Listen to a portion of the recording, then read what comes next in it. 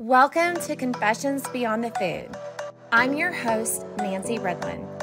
Let's dig in and get inspired.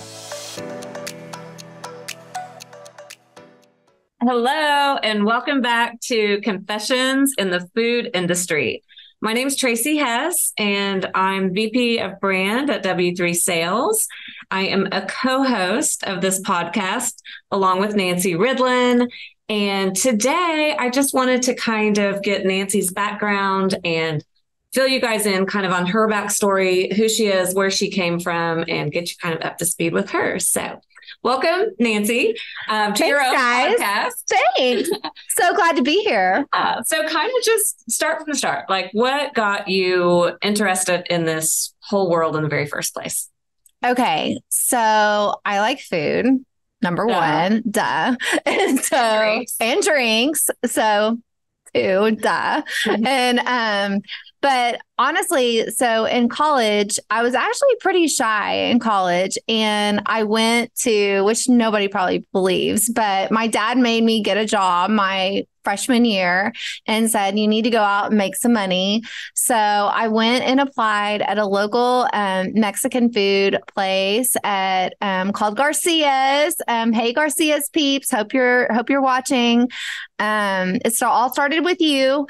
But anyway, so I applied for a hostess position. And so where was this? Where were you living at this time? I was in College Station. Okay. So I went to Texas A&M. Woo! Class of 00. Don't hate. Traci. Keeping my mouth shut. I've got different affiliations, but it's good. It's all good. What is your affiliation? Texas Tech. Okay. We won't hate you, Traci. That's okay. Okay. Sorry. Okay. So you were in College Station, working at a restaurant. Yes. Okay. And they actually called me the hugging waitress because back up. I got promoted, from host to hostess to waiting tables. And I just really loved it. Like, it was so fun. It was so fast paced. I love the fact that, if you worked hard, you made tips, and the harder you work, the better, the more people liked you, the more people gave you money. Right. And it was just it was really fun. And then I was called the hugging waitress because a lot of regulars came back to me and I would give them a hug. And so, but yeah, no, lots of fun stories. And I met lots of really fun people, and I loved the kitchen and all the guys back in the kitchen, and just seeing how, they came in hard every day. And they made some mad queso, and those strawberry margaritas, were pretty good too. Okay. So from hugging waitress, you're still in college. So what kind of happened after college, I guess? Okay.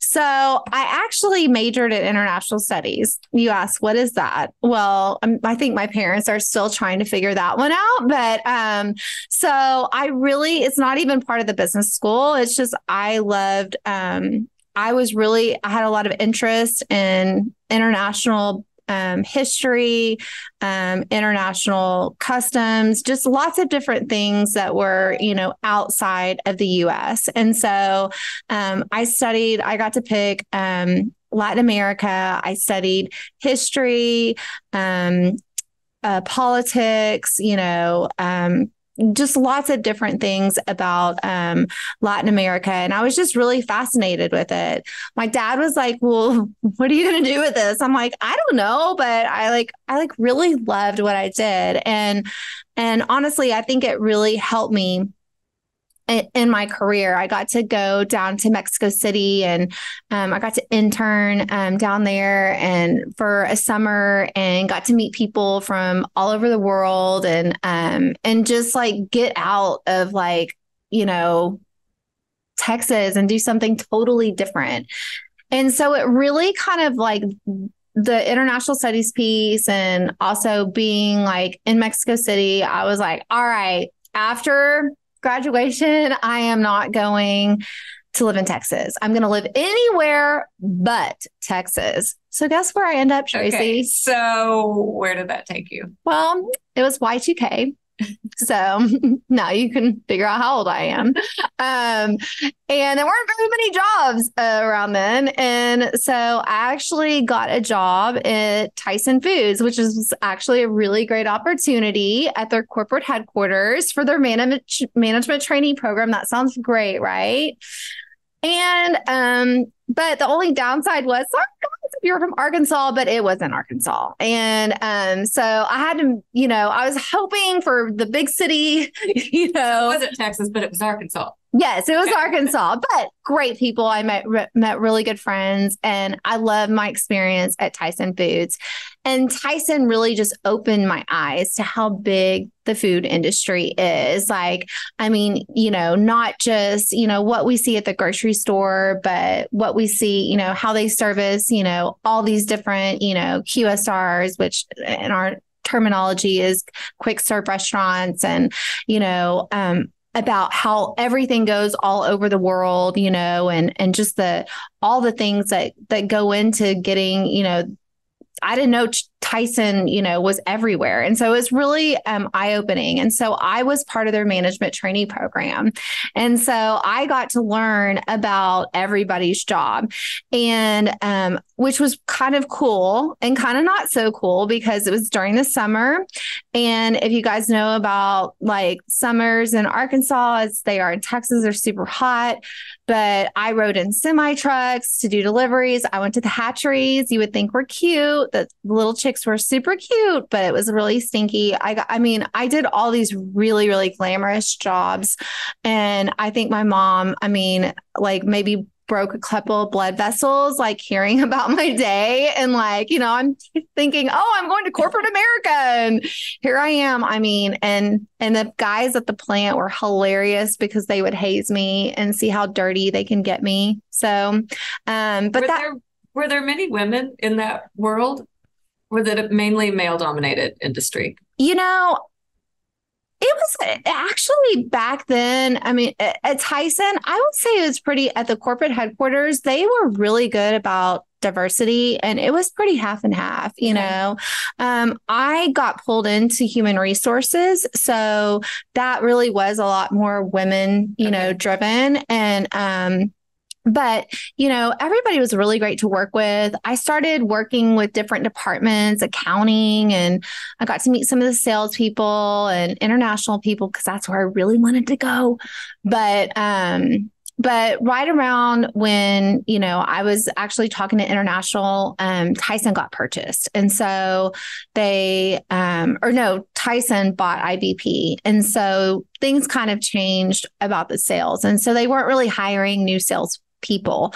So, and that's where I decided, like, I think I really want to go into sales. I started seeing just how much they impact the bottom line. And that was really exciting to me. And just that, what you put in is what you're going to get out of. Same kind of principles I learned from waiting tables.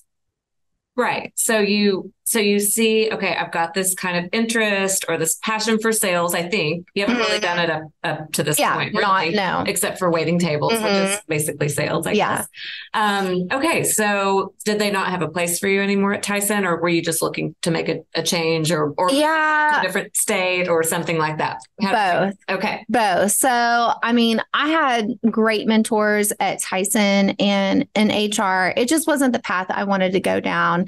And again, they were going to brokers. And so they weren't hiring anybody new. And I was kind of ready to move back closer to home, closer to my friends. I was single. I wanted the nightlife. And so I just kind of decided to take a leap of faith, and I decided to move. I moved without a job, which was kind of crazy. And I just started interviewing different sales jobs. And I actually landed a job in telecom. And because some of my friends were in it, and they got me onboarded. So, and it was a really hard job because you literally went door to door to door to door. Cold calling mainly. Is that what you were doing? Cold calling, grabbing the cards, get back home, you dial for dollars, make appointments, get hung up on. If you got an appointment, it was like a really big win. So, and again, it was a great learning experience for that whole pursuit proposal process. And so, but again, I don't think it's kind of a let them and leave them type of sell. And I'm a rule follower, and going into buildings and being chased down out, by security guards, was really stressful for me. And so not exactly the relationship building, yeah, part of sales. Yeah. So, so that lasted for a while, I'm guessing. Yeah. I mean, just a short while. Yeah. Not a long time, but actually, again, that's the great thing about your experiences.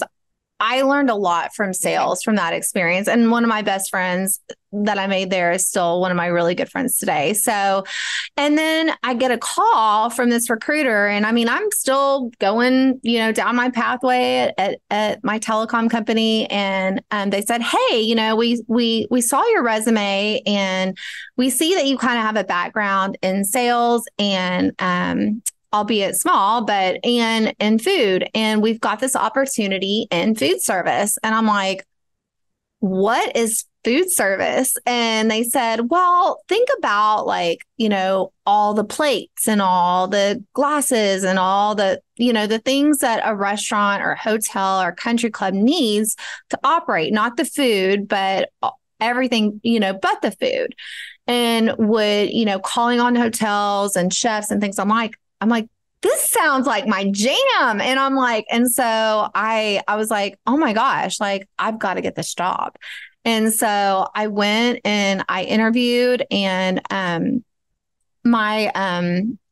went and interviewed with the VP of sales and the president, and they were basically starting up a new territory here in the Dallas market. And so they were really established on the West Coast, but they'd come to Dallas, and I was one of their first salespeople. Awesome. So you're starting from scratch again with sales. Okay. In the new industry, but you loved the restaurant world when you worked back when you were in college. Yes. You had kind of a love for restaurants and food. And so it was a perfect fit. Oh, it was an absolute perfect fit. And so who were you calling on then? Was it again cold calling? Yes, lots of cold calling, because we didn't really have an established accounts. And so there was a couple of girls that had started with me too. And that was the other thing. It was me and two other females. And that was kind of revolutionary, because there weren't very many women out, working in, food service at that time, back in 2000. And so, very interesting, who are you? What are you doing? Because as a female, you had to go out, develop all these relationships. I'm learning all the products, that they have, because there's so many, thousands and thousands and thousands of different types of products, as you know. So, it was a lot to take in, but, this industry, again, what I love about it is everyone was really helpful, because, your customers, I was going out and calling on hotels and country clubs and stadiums, and I would just walk into the back of the house and walk in and ask for the chef, and the chef and I would just start up a conversation, and and then I keep on showing up, and they're like, oh, you're here again. And I'm like, this is the easiest cold call ever, after being, you're not going to run and chase me down. Security doesn't have a picture me flag somewhere. It was a really, it was a really great experience and great exposure into seeing another side of the industry. And it is the hospitality industry. So, it makes sense to me that the people that you're walking in, making contact with, are hospitable to you. They're almost welcoming you. Yes. Even though you're trying to, quote, sell them something. Right. They're still willing to talk to you and be kind and helpful. Right. And direct you to the right person that you need to be talking to, the decision maker or whatnot. Right. And, I think it's so important. And what I was ingrained with, learning all of this was be nice to everyone. You never know, be nice to them and they'll be nice to you, And the other thing was don't pretend to know something that you don't know. And it's okay to say, I'm new. Like, I don't know what a pipkin is, can you please show me what favorite word ever, by the way? Show me, can you show me what that is? And, and P.S. guys, you guys are really lucky for you newbies that are in this industry, because back then we didn't have cameras on our phones. And so you had to draw that thing, that pipkin. Okay. And, and I am not an artist. And so that was very, very challenging for me. But, you learn how to draw it and you get your measuring tape out with your beeper, So Pager? It was a pager. So it was really fun. And it was not easy. A lot of people, I think, 'cause honestly, once I started to get the hang of it, like I did have some moments where I was like, oh my gosh, I can't do this. Like, what am I doing? And I just had a lot of good mentors along the way that coached me and just kept encouraging me and stick with it. And honestly, I fell in love with it.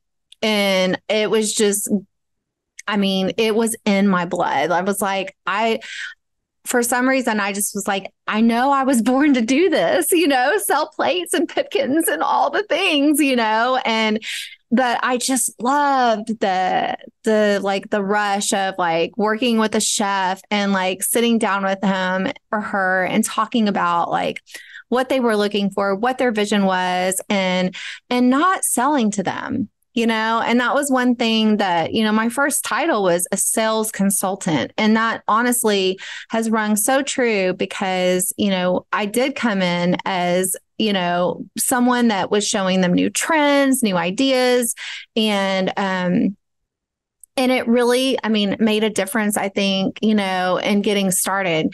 But I will say that being a female, it was a little tough because, they'd say, oh yeah, you got in the door because you're a female. But it's like, you also have to work that much harder to stay in the door. And not even just being a female, I think being new to the industry, there's people that have been around. I was going up against a lot of really talented men, and it was all men, besides us. And so, but a lot of talented salespeople that, had been doing this forever and just killing it. So, it really took persistence and I loved the eat what you kill.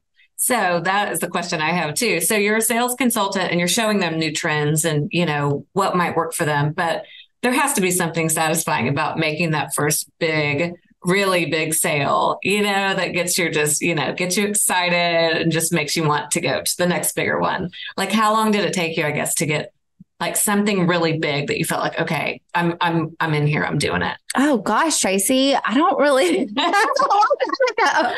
but honestly, well, I know you were a top seller at that company at a certain point. I have to say it wasn't necessarily the exact sale. Okay. It was just having these really large properties trust me and call me and use me as a resource and keep on continuing to buy from me because, in telecom, you would sell one big deal and you're like, yeah, right, good for the month, it doesn't work that way. And I loved it because I could sell something that was 30 cents, or I could sell something that was, tens of thousands of dollars. And so honestly, whatever gets the truck to the door, that made me happy. And really just the wins for me were just the loyal customers and the customers that, took me, from one property to the next. And, the best projects to do were the new installations, when a restaurant would come to me with their ideas and we would develop it, we would work on it together. And that was really fun because I don't think many people get to show and tell what they do at work. And this is a job. And do you remember yours? Yeah, there's nothing more exciting than that. Going from conceptual with a chef or, a group or whatever, picking everything out with them, consulting, and then seeing it live in action and going to eat there and taking your friends and saying, even if you go back in that kitchen, I can show you some of the things back there that they're using that we, developed together. So I agree. It's a pretty satisfying experience. Yeah, for sure. Just to help them out of a bind too. So. Okay. So from that job, what happened next, I guess? So I was in distribution, and it was mainly like, it didn't include any like, disposables, which are like, think about if you're not in the industry, like paper towels and glamorous things like toilet paper and chemicals and things like that. So, anyways, I did take a brief stint. I got kind of recruited away to do and be a manufacturer rep outside the industry, which was really cool because I got to experience being outside the industry with a visionary manufacturer rep that had a national program, and he was just, 10 years ahead of everybody else. And it was just really cool to be under him. And I started out as a sales rep and just worked my way to managing their national accounts program, which was really cool. And at that point in my career, I wanted to travel. Like, I loved travel, and I was still single at the time. And honestly, just being, in all these places, it was really fun. But then, like, after a couple of years, I was like, I just want to go in the back and talk to the chef. And so I want to go back home. I just want to talk about what squeegee do you need? Like, so, so I made a decision, to go back in to the food service industry. I'm telling you, once this gets in your blood, it's so hard to get. Do you feel like that now? Well, I don't feel like I'll ever leave it. So yeah. It's addicting. And so I went back into food service and got a little bit more exposure on the distribution side with, some of those, like I said before, some of those non-sexy things, the chemicals and things like that. And it really gave me a really good, good picture of what, an operation needs, and just getting that truck to the door every single day. But I really enjoyed being a food service, distributor. Like, it was awesome. So.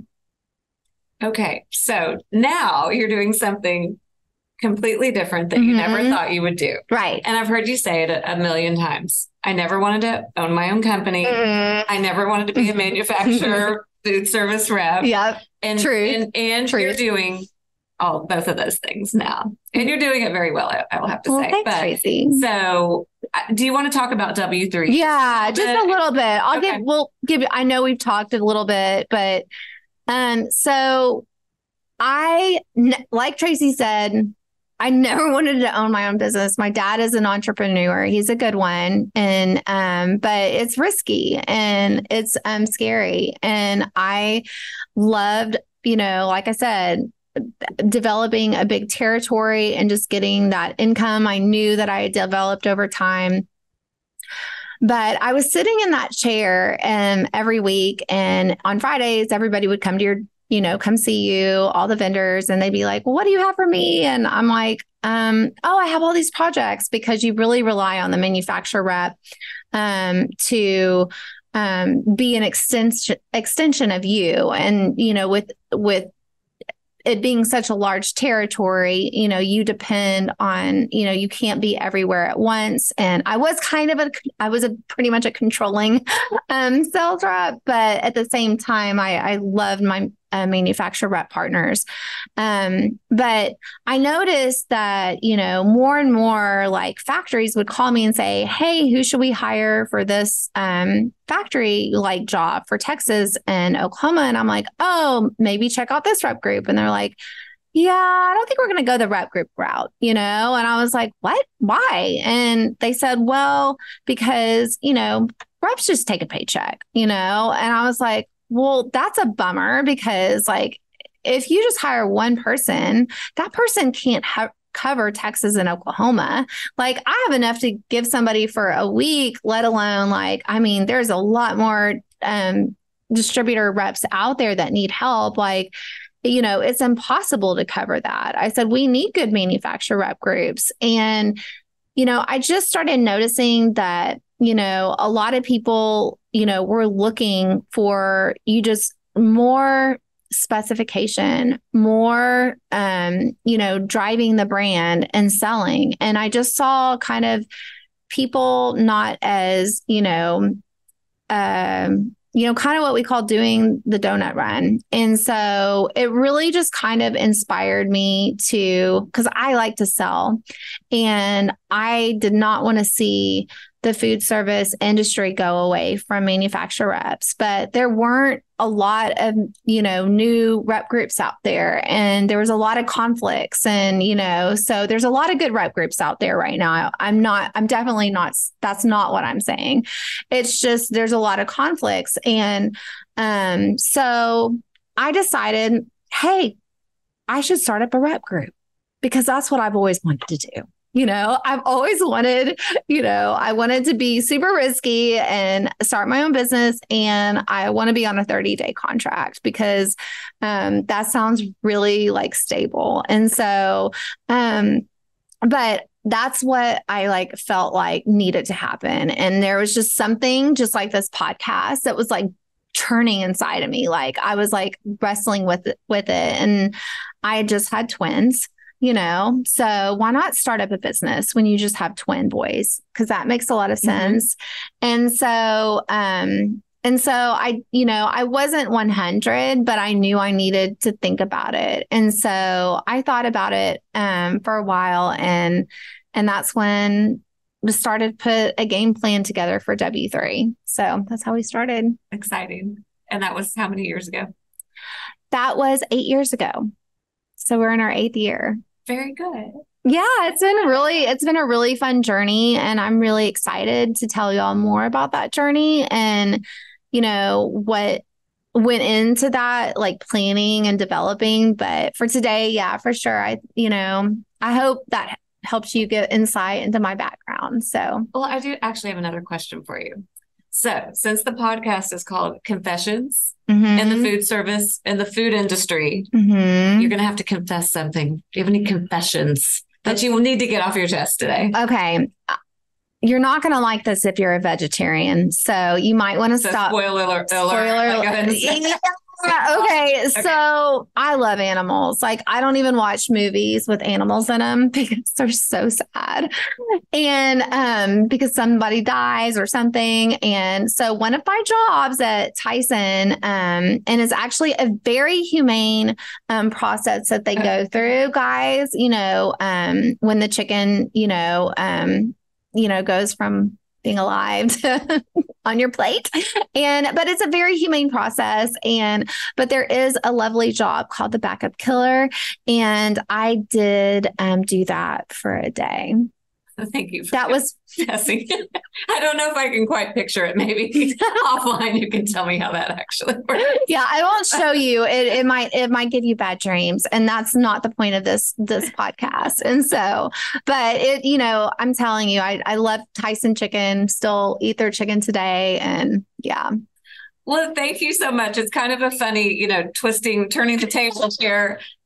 Nancy, you're my boss, but I'm interviewing you. And I'm just so glad everybody could listen in today. Yeah. Thank you for sharing. We can't wait to bring you more. Thank you so much, Traci. And I'm so excited to hear about your story I know it, but share it with all of you guys. And if you have any questions or anything, please feel free to shoot us an email. There's an email below the podcast, and we'd love to take your questions. And please like this and forward it on to your friends. Thanks. For more inspiration, follow our social media at W3 Sales. Please like, comment, and subscribe. All the things. We would love to connect with you.